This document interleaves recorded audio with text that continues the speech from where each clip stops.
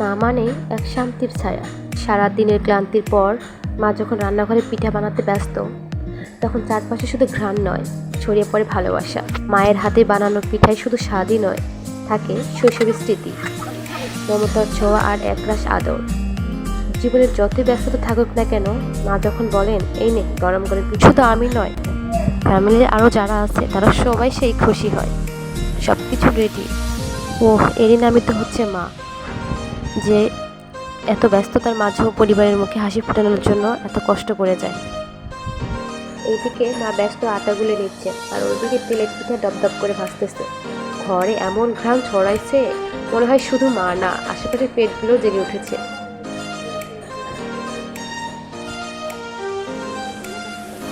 মায়ের বানানো এই পিঠার স্বাদ, আহা, গরম গরম প্রেমে পড়ে ফাইনাল। এরকম সকালে মনটা একেবারে শান্তি শান্তি লাগে। একদিকে মা পিঠা বানানোর জন্য ব্যস্ত, আর একদিকে আমরা সবাই পিঠা খাওয়ার জন্য ব্যস্ত হয়ে রয়েছি। সাথে শুধু আমি না, আমাদের যে বড় মুরব্বী সেও দাঁড়িয়ে রয়েছে। ছোট্ট একটা বাবু, দেখে সে যে কি খুশি। এখানে এসে বলতেছে, কি বানাইতেছো?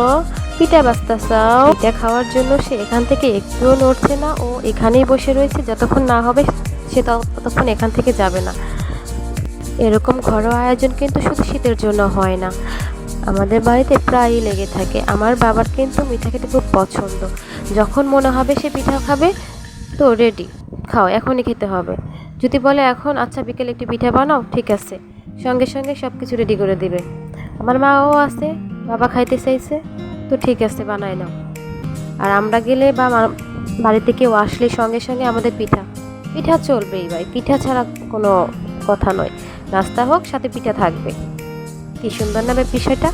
সবাই কিন্তু মিঠা পছন্দ করে না, কিন্তু আমাদের এলাকায় কিন্তু এটা না। আমাদের এলাকায় কিন্তু মেহমান আসলে অবশ্যই পিঠা বানানো হয়, কিন্তু আমাদের বিষয়টা কিন্তু আলাদা। আমরা তো বাড়িতেই পিঠা বানিয়ে খাচ্ছি, মেহমান আসলে তো সেটা থাকেই, তারপরেও মনের ইচ্ছা স্বাদ আছে না।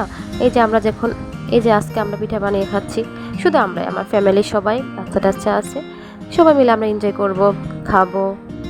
বিকেলেও আবার রান্না বান্না হবে। এই যে মজার কিছু দৃশ্য, ফ্যামিলির সাথে আমরা সময়টা কাটাইছি। এখন কিন্তু পিঠা বানানোর জন্য অত কষ্ট করতে হয় না। আগে কিন্তু আমাদের ঢেঁকি ছিল, ঢেঁকি এখনও আছে, বাট আটাটা এখন আর ঢেঁকিতে গুঁড়াতে হচ্ছে না। আগে আমরা চাউলটা আগে ভিজাই নিতাম, তারপরে হচ্ছে ঢেঁকিতে 1-2 ঘন্টা করে পাট দিতাম, পাট দিয়ে সে যে গুঁড়াটা হয়তো সেই গুঁড়াটা দিয়ে আমরা গুঁড়াটাই পিঠা বানাইতাম। আর এখন কিন্তু সেটা করতে হচ্ছে না, মেশিন আছে, মেশিনে অনেকগুলো গুঁড়া একসাথে করে নিয়ে আসা হচ্ছে, দেন সেগুলো শুকায় রাখতে হচ্ছে। যে কোনো সময় যখন খাইতে মন চাইতেছে তখনই কিন্তু পিঠাগুলো বানিয়ে খাওয়া হচ্ছে। এই কষ্টটা আগের থেকে অনেক কমছে না?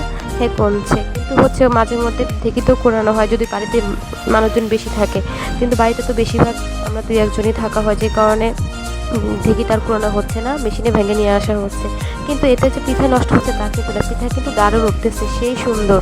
ভিডিওটি ভালো লাগলে লাইক, কমেন্ট এবং সাবস্ক্রাইব করে পাশে থাকবেন। ধন্যবাদ সবাইকে।